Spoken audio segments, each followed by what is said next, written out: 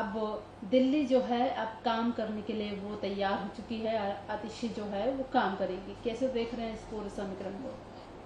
देखिए, आतिशी मरलेना दिल्ली की मुख्यमंत्री हो गई हैं, महिला मुख्यमंत्री हैं। मैं उनको बधाई देता हूं, लेकिन वो स्टॉप गैप अरेंजमेंट के तौर पे आई। उन्होंने अरविंद केजरीवाल के चरण स्पर्श भी किए, लेकिन आशीर्वाद तो नहीं दिया उन्होंने, देखा हमने, क्योंकि वो अरविंद केजरीवाल मुख्यमंत्री रहते हुए ऑफिस नहीं संभाल सकते थे, इसलिए मजबूरी का दूसरा नाम आतिशी है। वो मजबूत मुख्यमंत्री नहीं बल्कि मजबूर मुख्यमंत्री के तौर पे शपथ लिया है उन्होंने। 3 महीने के लिए लिया। ये पहली मुख्यमंत्री हैं जो कह रही हैं कि मैं इतने समय के लिए हूँ, उसके बाद कोई और होगा। तो इनके परफॉर्मेंस के आधार पर इनका आकलन होगा, लेकिन आज वो मुख्यमंत्री हो गई हैं क्योंकि अरविंद केजरीवाल मुख्यमंत्री नहीं रह सकते थे। अब राहुल ने ट्वीट करके बोला है कि विदेश में जो सिख भाई बहन रहते हैं, मैं उनसे पूछना चाहता हूं कि जो मैंने कहा वो गलत है, क्योंकि भारत में सबको अपने धर्मों का पालन करने की आज़ादी होनी चाहिए, लेकिन शायद ऐसा नहीं है। देखिए, राहुल गांधी अपने मुंह से निकली हुई गलत बात को डिफेंड कर रहे हैं। भारत अल्पसंख्यकों के लिए, माइनॉरिटीज़ के लिए इससे अच्छा देश नहीं। यहाँ सर्वधर्म संभाव है। दुनिया में जितनी माइनॉरिटीज़ सुरक्षित भारत में है उतना कहीं नहीं है, और वो इसलिए है कि यहाँ बहुसंख्यक समाज, सनातन समाज है जो सबको जियो और जीनो दे के रास्ते पे चलता है, और यहाँ किसी भी धर्म के लोग हों उनको कोई दिक्कत नहीं है।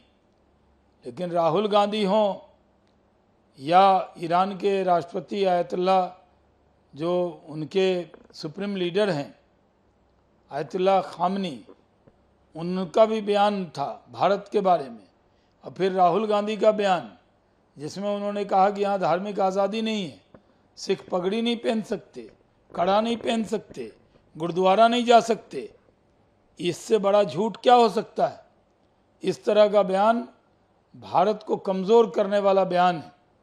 इसकी हम घोर निंदा करते हैं। राहुल गांधी को तुरंत अपने बयान के लिए माफ़ी मांगनी चाहिए, न कि अपने गलत बयान को डिफेंड करना चाहिए।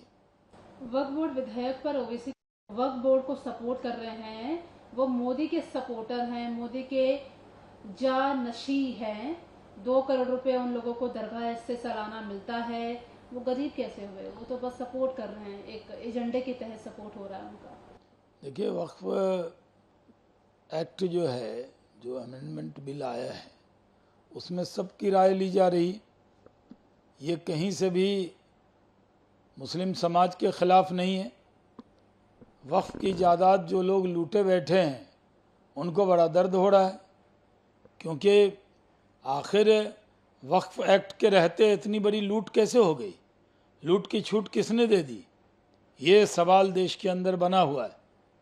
लेकिन कुल हिंद मजलिस इत्तेहादुल मुस्लिमीन के सदर असदुद्दीन ओवैसी सिर्फ मुसलमानों को गुमराह कर रहे हैं। वो वक्फ के नाम पर लोगों को भड़का रहे हैं, और कुछ ओवैसी टाइप के जो एलिमेंट हैं वो भी अपनी दुकान खोले बैठे। वो भी दुकान खोल खोल कर जो खुद वक्फ की जायदाद पर बैठे हुए हैं कब्जा करके, वो वक्फ एक्ट का विरोध कर रहे हैं। आखिरी सवाल है, मोदी जी और जिनका कोई नहीं बिगाड़ सकता उनका कोई ना कोई ऊपर वाला बिगाड़ता ही बिगाड़ता है। वो ये कह रहे हैं कि हरियाणा आप लोग हारोगे, कश्मीर आप लोग हारोगे, महाराष्ट्र आप लोग हारोगे। तो वो बता रहे हैं कि आप लोगों को लगता है कि कोई आपको खुश नहीं कर सकता, लेकिन एक है। कौन कह रहा है? ओवैसी साहब ऐसा कह रहे हैं। असदुद्दीन ओवैसी अब शराब देने पे आ गए, बद्दुआ देने पे आ गए। वो राजनीति में जीत नहीं सकते। पढ़े लिखे हैं, बैरिस्टर हैं, ज़बान अच्छी चलती है, भड़काऊ भाईजान हैं, भड़काने में उनका कोई मुकाबला नहीं है। अब वो जीत नहीं सकते। तो जब मोदी सरकार आ गई तो कह रहे थे आप कम हो गए, 240 हो गए।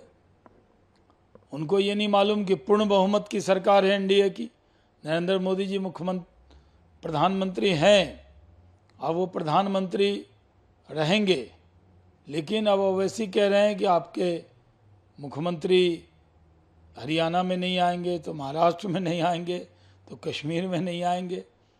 ये शराप दे रहे हैं, बद्दुआ दे रहे हैं। उनके बद्दुआ देने से होता तो हमारी कहीं भी एक सीट नहीं आती। ओवैसी जितनी गाली बीजेपी को देंगे उतनी हमारी सीटें बढ़ेंगी। For exclusive and insightful videos, subscribe to our new channel ABP Live Premium.